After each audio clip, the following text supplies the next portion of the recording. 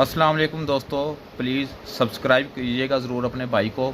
आइए चलते हैं आज की वीडियो की तरफ। जानू कि ये फिगर बहुत बड़ा देखा आपने, 1100 अरब की बेज़ाब्ती है जी सर। और ये आप जो ऑडिटर जनरल ऑफ पाकिस्तान की रिपोर्ट है, यानी ये कोई ओपोजिशन नहीं कह रही, हुकूमत खुद कह सहाफ़ी नहीं कह रहे, कोई बैरूनी एजेंडे पे कोई लोग वो नहीं कह Yes, रहे, yes. हुकूमत खुद कह रही है। ऑडिटर जनरल ऑफ पाकिस्तान हुकूमत की नुमाइंदा ना सर 400 पेजेस की रिपोर्ट है, 400 पेजेस की रिपोर्ट है और आंखें खोल देने के लिए काफ़ी है। ये पाकिस्तान हुकूमत की नुमाइंदा ना सर 400 पेजेस की रिपोर्ट है, 400 पेजेस की रिपोर्ट है और आंखें खोल देने के लिए काफ़ी है। ये प्राइम मिनिस्टर साहब जो कहते हैं कि कफ़ायत शारी, डिसिप्लिन, वजारतें ख़त्म कर रहे हैं, IMF के हम जकड़े हुए हैं और IMF जो है वो अपनी शराइत लगाता है। हमने यहाँ पे कुछ भी सस्ता करना हो, IMF बीच में आता है, जी ऐसे नहीं करेंगे, आप ऐसे करेंगे। तो IMF ये तो नहीं कहता होगा कि अपनी वजारतों में बेज़ाब्तियाँ होने दो। IMF ये भी नहीं कहता होगा कि तरक्याती स्कीमों के लिए आप इतने पैसे दे दें और फिर असेंबली से कोई मंजूरी ना हो, कोई चक्कर ना हो। यानी मैं नहीं कह रहा, फिर कह रहा हूँ ऑडिटर जनरल ऑफ पाकिस्तान की रिपोर्ट कह रही है। रिपोर्ट ने ये बताया, 1100 अरब बताया आपने, 23 वजारतों की उन्होंने बात की है। और अभी मैं जब खोल के देख रहा था वजारतें, तो आगे आप बताएंगे तो आप हैरान रह जाएंगे कि टोटल जो हमारी वजारतें हैं वो 31 हैं। 31 में से एक वजीर जो है उनके पास 2 पोर्टफोलियो हैं, तो कुल मिला के आप 30 समझ लें। ठीक है। अगर आपकी आधे से ज़्यादा कैबिनेट की, वो कहते हैं ना कि अपनी मंजिल तले डांग फेल है, आधे से ज़्यादा कैबिनेट यानी आपकी 70-80% कैबिनेट है, उन्हीं के नीचे बेजातियाँ हुई हैं, उन्हीं के नीचे फंड्स दिए गए हैं, उनका कोई हिसाब किताब उस तरह से नहीं आया।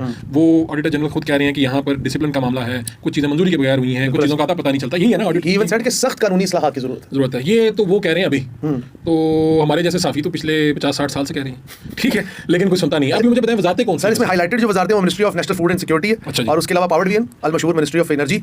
ये पावर डिवीजन और एनर्जी वाले ये कौन है? मैं सरदार वैस लगारी जी सर, ये इसके वजीर हैं, इनकी बता दिया आपने जी। दूसरा आपने किसका बताया जी? मैंने कहा साथ-साथ लोगों को पता चलता है। उससे पहले ministry of national food security and research, food security है, राना तनवीर साहब के पास है, बहुत मशहूर मारूफ है। ये शेखपुरा सिंह का ताल्लुक है। मिनिस्ट्री ऑफ हेल्थ सर्विसेज, ये अपने मुस्तफा कमाल साहब इसके वजीर हैं। मिनिस्ट्री ऑफ डिफेंस अल मशहूर खाजा आसिफ साहब, ठीक है। सर पेट्रोलियम डिवीजन इस वक्त ज़ेरे बहस भी है, ज़ेरे बहस भी, आगे चल के इस पे बात भी कर। अली परवेज साहब हैं जी, अली परवेज मलिक साहब हैं इसके वजीर जी। और सर उसके अलावा तो ये कोई रह गई है सर, उसके अलावा अब और मैं बता देता हूँ। मैंने मिनिस्ट्री ऑफ फूड है, साइंस एंड टेक्नोलॉजी है, हेरिटेज एंड कल्चर है, हेल्थ एंड एजुकेशन है, बहुत मशहूर एक और भी मिनिस्ट्री जिसको मैं भूल गया हूँ। हम कैसे भूल सकते हैं ओवरसीज पाकिस्तानियों को? उनकी मिनिस्ट्री सर बहुत मशहूर है।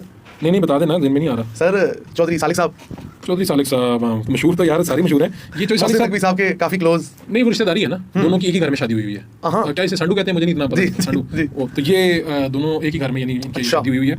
और मुझे याद है कि जब गुजरात में गए थे, बात थोड़ी दूसरी तरफ निकल जाएगी, तो जो इनके हरीफ हैं कोटला साहब, इवन शुजात साहब की जो सगी बहन है यानी कि इनकी फुप्पो, तो उन्होंने भी मुझे इंटरव्यू दिया था। वो अलग बात है कि चौधरी साहब नाराज हो गए थे मुझसे, चौधरी सालिक साहब, और अभी तक नाराज ही है मेरे ख्याल में। तो